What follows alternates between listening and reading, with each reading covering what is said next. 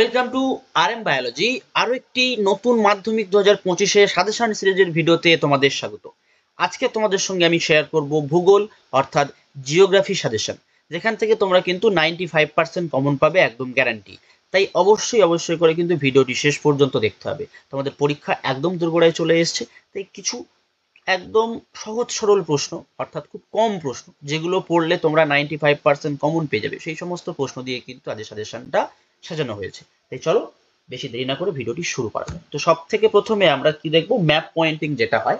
এই map pointing এর এই যে পার্টগুলো আছে, এই পার্টগুলো কিন্তু বেশ গুরুত্বপূর্ণ। এখানে তোমাদের বলে রাখি যে যেগুলো বেশি স্টার মার্ক করা আছে সেগুলো কিন্তু বেশি গুরুত্বপূর্ণ। দেখো এখানে ভারতের ভূ প্রকৃতিতে তোমরা দেখতে পাচ্ছ যে নীলগিরি পর্বত একটা স্টার হয়ে আছে, পক প্রণালী একটা স্টার, সাতপুরা পর্বত একটা স্টার, এই তিনটে গুরুত্বপূর্ণ।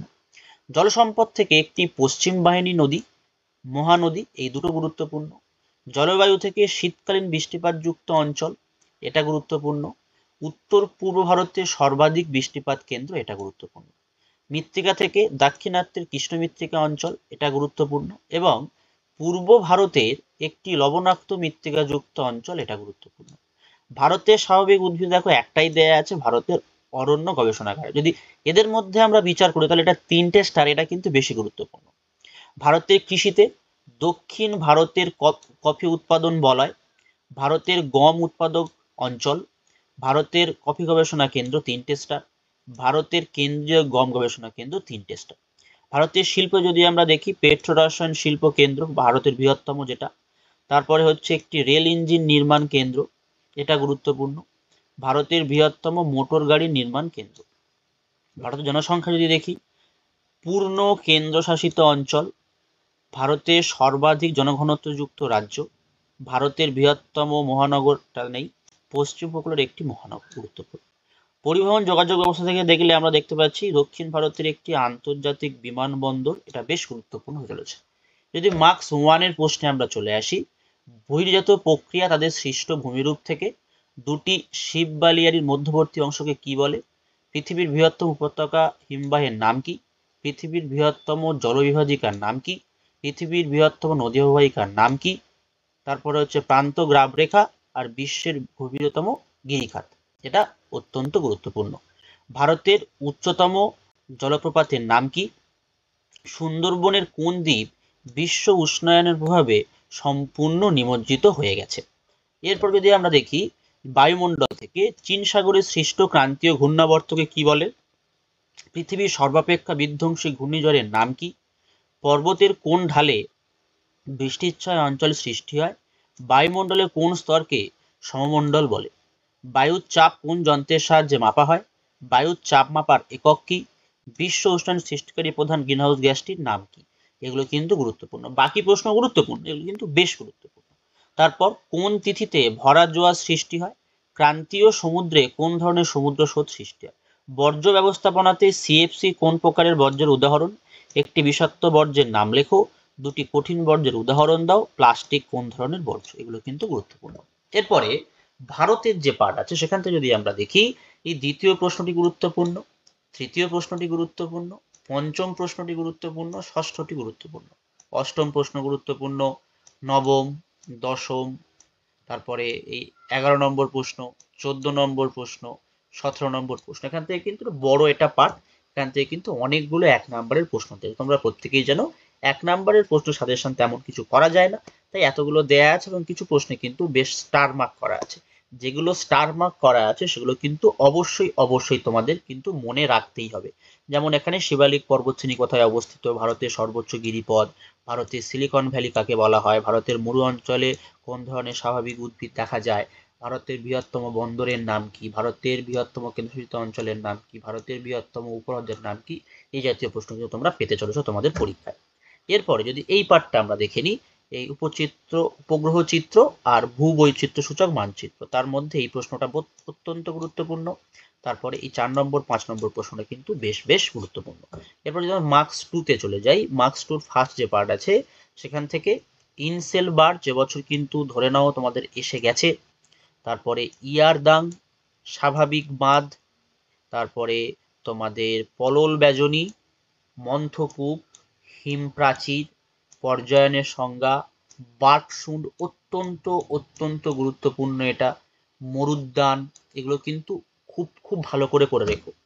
এরপরে অধক্ষেপণ, অধক্ষেপণ ইনসালেশন এসে গেছে তোমাদের ধরে নিতে পারো, আর প্রতীপ ঘূর্ণাবর্ত, এইগুলো কিন্তু বেশ গুরুত্বপূর্ণ হতে চলেছে তোমাদের জন্য। বায়ুমণ্ডল থেকে আমরা বলতে পারি হিমশৈল, হিমপ্রাচীর, মগ্ন চড়া, মগ্ন চড়ার গুরুত্ব, এগুলো কিন্তু ইম্পর্টেন্ট হতে চলেছে। বর্জ্য ব্যবস্থাপনায় তেজস্ক্রিয় বর্জ্য থেকে এবছর তোমরা মাস্ট প্রশ্ন পাবে, ম্যানিওর পিট প্রশ্ন পাবে, বর্জ্যের পুনর্নবীকরণ প্রশ্ন পাবে, বর্জ্য ব্যবস্থাপনা থেকে কিন্তু প্রশ্ন পাবে।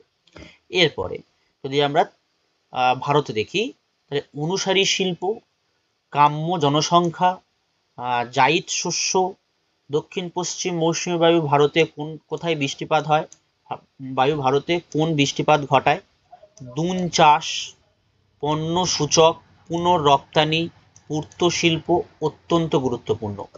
এরপর যদি আমরা 3 নম্বরের প্রশ্ন দেখে নিই, 3 নম্বরের প্রশ্নের মধ্যে অনুদৈর্ঘ্য বালিয়াড়ি, তির্যক বালিয়াড়ির মধ্যে 3টি পার্থক্য লেখো। তারপর জলপ্রপাত সৃষ্টির অনুকূল পরিবেশগুলি কি কি, বারখান ও ইয়ারদং এর পার্থক্য, রসে মাতানের ড্রামলিনের পার্থক্য, এইগুলো গুরুত্বপূর্ণ। তারপরে বায়ুমণ্ডল থেকে তোমার শুধুমাত্র এইটা অত্যন্ত ভালো করে করে রেখো, সমুদ্রবায়ু, স্থলবায়ু আর মৌসুমী বায়ুর উপর জেট বায়ুর প্রভাব, এটা কিন্তু গুরুত্বপূর্ণ। এতগুলো যদি করতে না চাও, এই দুটো অবশ্যই অবশ্যই করে রেখো। বায়ুমণ্ডল থেকে তোমরা করতে পারো ভরা কটাল মরা কটালের পার্থক্যটা শুধুমাত্র করে রাখতে পারো। ভারত থেকে তোমরা করবে অবশ্যই অবশ্যই করে উত্তর ভারতের জলবায়ু, দক্ষিণ ভারতের জলবায়ু তুলনামূলক একটা আলোচনা, তারপরে ভাঙর ও খাদার মৃত্তিকার পার্থক্য, ভারতের কর্পাস বয়ন শিল্পের 3টি সমস্যা, ভারতের শিল্পক্ষেত্রে কাঁচামালের প্রভাব উদাহরণসহ ব্যাখ্যা করতে হবে, প্রধান বাগিচা ফসল ভারতে কি কি কোথায় কোথায় উৎপন্ন হয়, তারপরে গাঙ্গেয় সমভূমিতে ভারতের মানুষের জীবনযাত্রা কিভাবে প্রভাবিত করে, রবি শস্য খারিফ শস্যের পার্থক্য, এগুলো কিন্তু বেশ গুরুত্বপূর্ণ হতে চলেছে এই পার্টটা থেকে তোমাদের 3 নম্বরের জন্য। উপগ্রহ চিত্র, ভূবৈচিত্র্য সূচক মানচিত্র থেকে এবছরের জন্য বেশ গুরুত্বপূর্ণ জিওস্টেশনারি সান সিনক্রোনাস উপগ্রহের মধ্যে পার্থক্য, ভগ্নাংশ সূচক স্কেলের ব্যবহার, ভূবৈচিত্র্য সূচক মানচিত্রের 3টি ব্যবহার আলোচনা করো। আমি আবারও বলে রাখছি, সমস্তগুলো করে নেওয়ার তোমরা চেষ্টা করবে। আশা করি এর মধ্যে ম্যাক্সিমাম গুলো তোমাদের করে নেওয়া হয়ে গেছে, এবং যেগুলো স্টার মার্ক দেখছো তোমার করা হয়নি, অবশ্যই অবশ্যই করে কিন্তু করে নেবে।